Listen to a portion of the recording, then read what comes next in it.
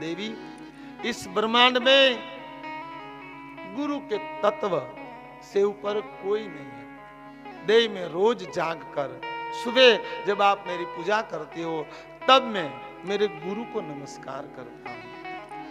आपका गुरु? बोले हाँ। बोले आपके गुरु कौन है? बोले निज घट स्वयं की परम ज्योति जो इस ब्रह्मांड में सब में बहती है।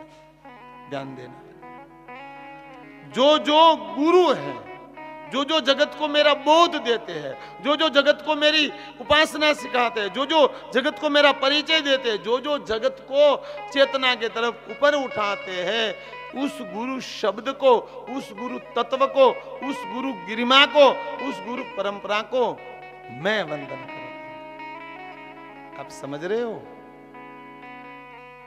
जितने इस पृथ्वी महासंत हुए, जितने यहां महापुरुष हुए, जिसने सबको बोध दिया, सोए हुए को जगा दिया ब्रह्म के लिए, उस गुरु, उस तत्व को, उस विचारधारा को महादेव कहते हैं। मैं नमस्कार करता हूं। क्यों? कि इस ब्रह्मांड में अगर मेरा परिचय देने वाला कोई है, अगर किसी को मुझ तक लाने वाला है, तो वो गुरु है। अब आपकी भाषा में मैं समझाऊं।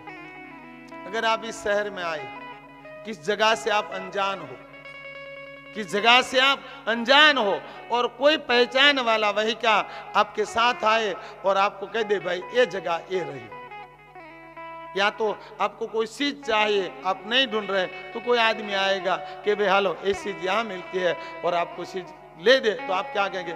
भाई धन्यवाद, मैं इस चीज को बहुत दिनों से ढूंढ रहा था, लेकिन मुझे नहीं मिल रही थी, आपने यहाँ कर मुझे इसे दिला दी।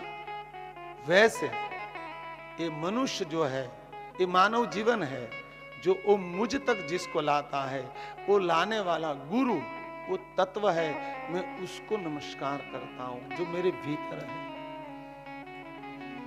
देवी, गुरु से आगे इस ब्रह्मांड में कोई नहीं है। गुरु से आगे, गुरु और शिव में कोई अंतर नहीं। मैं महादेव हूं, मैं शिव ही हूं, लेकिन मुझ तक लाने वाला सभी गुरु शिव ही है। इसीलिए गुरु और शिव में अंतर नहीं बताया। जब आप मुझे वंदन करते हो तो मेरे समान जितने हैं मैं उसको, उस गुरु को वंदन करता हूं। लेकिन गुरु और शिष्य में अंतर क्या है? अब ध्यान देना। गुरु के पास जिज्ञासु जाए तो आज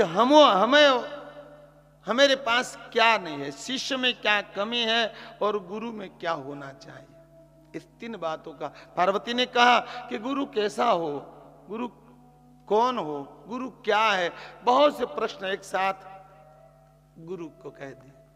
वैसे जनक ने प्रश्न कहा था अष्टवक्र जी, क्योंकि गुरु में जनक और अष्टवक्र टोच है।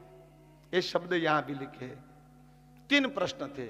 ज्ञान कैसे हो, दूसरा मुक्ति कैसे मिले, तीसरा वैराग्य क्या है। ये तीन प्रश्न थे। किसके? मुमुक्षु के। शिष्य में तीन प्रकार के वो होने चाहिए। पहला, आज हमारे पास क्या नहीं है?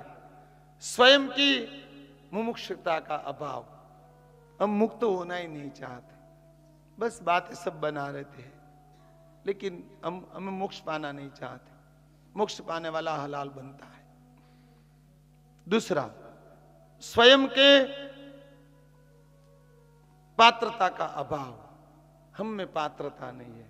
तीसरा, सदगुरु का अभाव।